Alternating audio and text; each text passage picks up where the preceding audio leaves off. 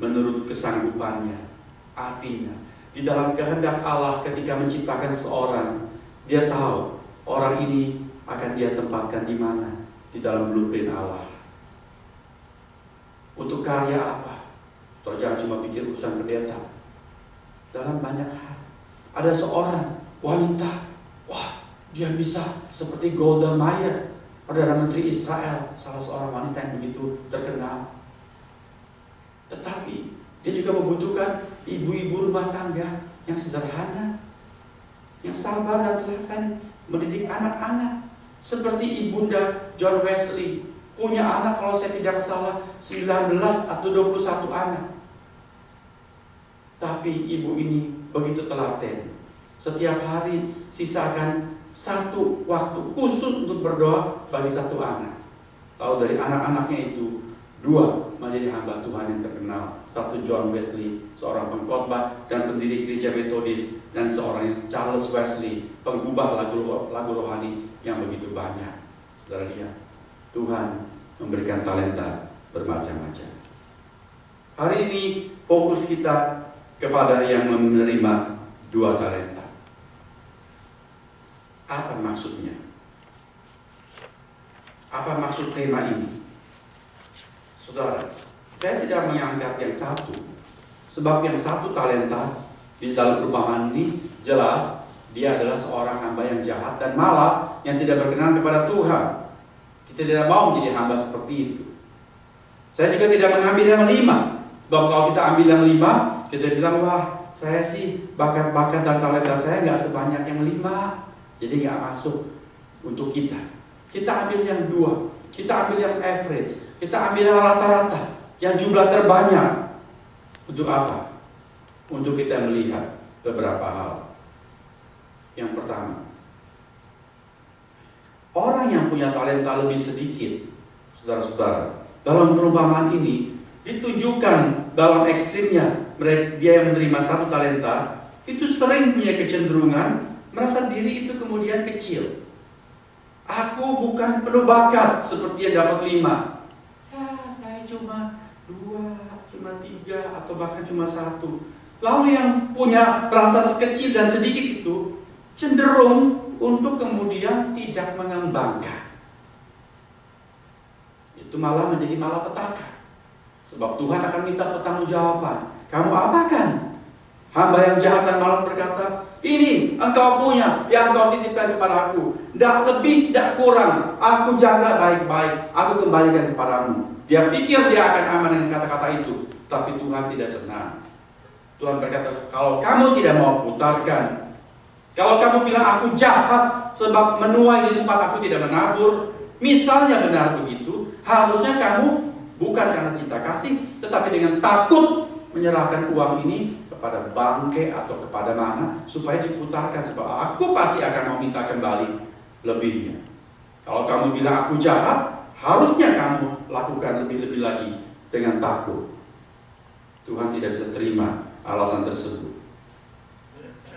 Jadi marilah yang pertama, waktu kita merasa kita cuma punya sedikit, jangan kita malah jadi kendor semangat, tidak curah perhatian, atau malah kemudian menjadi rendah diri, atau malas berkata, saya sih nggak bisa apa-apa.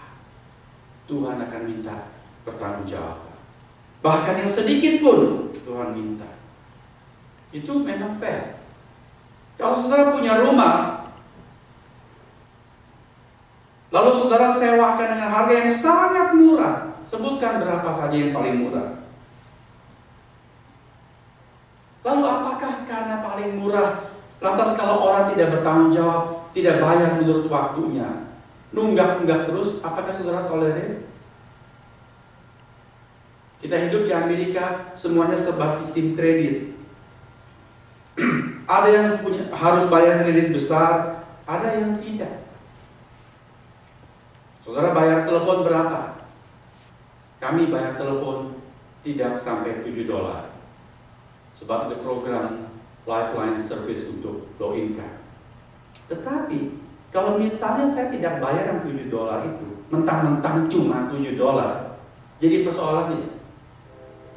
Pasti jadi perkara. Betul? Akan dituntut kepada saya.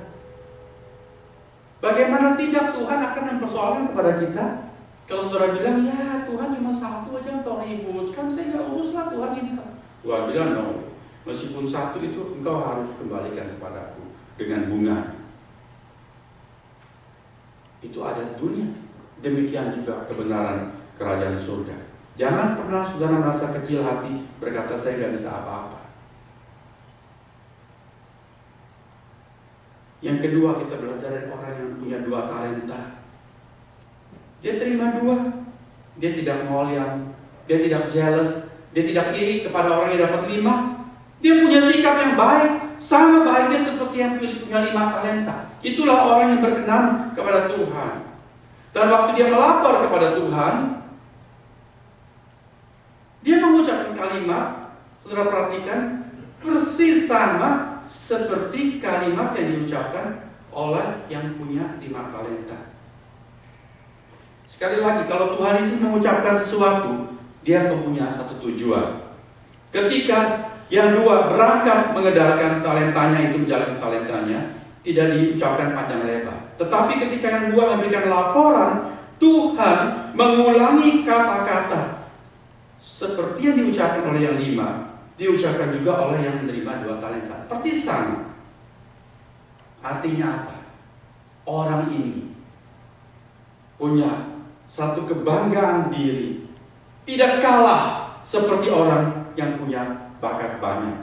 Yang punya bakat banyak, yang 5 talenta, berkata dalam ayat yang ke-20, dia berkata, Tuhan, 5 talenta Tuhan percayakan kepadaku. Lihat, aku telah beroleh laba 5 talenta. Tuhan yang berkata, baik sekali perbuatanmu itu, dan seterusnya.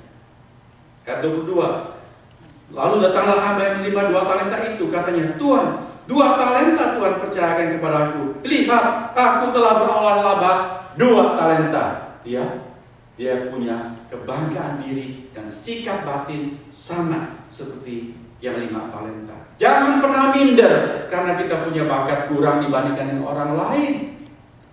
Bahkan janganlah membanding-bandingkan diri dengan orang lain dengan sikap yang negatif, yang menimbulkan jealousy, iri hati, keculasan, dan kejahatan. Kalau kita bandingkan diri dengan orang lain, kita harus ambil hal-hal yang baik, yang positif. Dia begitu rajin, mengapa aku tidak? Saudara, saya sering banyak kali tertegur. Waktu kami kuliah, saya melihat ada teman-teman yang tidak terlalu pandai di dalam kuliah, tetapi mereka begitu tekun, rajin sekali. Dan orang-orang yang rajin itu, meskipun mereka tidak pandai, mereka bisa berprestasi lebih daripada orang-orang yang pintar-pintar. Betul? Sampai sekarang, saya melihat mereka yang dulu tidak berprestasi sepertinya, tapi karena ketekunannya, mereka menjadi dosen. Mereka punya gelar-gelar yang banyak, sebab mereka tekun dan mengembalikannya untuk kemuliaan Tuhan. Wah, itu menegur kita banyak kali. Kita harus mawas diri. Yang ketiga, dari yang 2 talenta, kita belajar apa? Kita belajar satu hal, bahwa setiap talenta, kalau kita kelola dengan tanggung jawab, kita putarkan, kita pakai, dia akan berkembang. Apakah saudara punya bakat tertentu? Ya, setiap orang punya bakat tertentu. Saudara suka menyanyi? Ya, tapi suara nggak terlalu bagus. Makin saudara nggak pakai, suaranya makin nggak bagus. Betul? Tapi kalau makin dipakai, dia akan makin terampil. Segala, saudara bisa ketik berapa jari? Saya ketik 11 jari. Jurus Shaolin begini. Oke. Ada orang yang bisa ketik 10 jari. Tapi kalau 10 jari lama tidak dipakai, apakah saudara bisa ketik dengan cepat? Tidak, dia akan berkurang. Tapi kalau terus dipakai, dia akan bertambah cepat, bertambah lincah. Demikian juga yang jurus-jurus Shaolin 11 jari.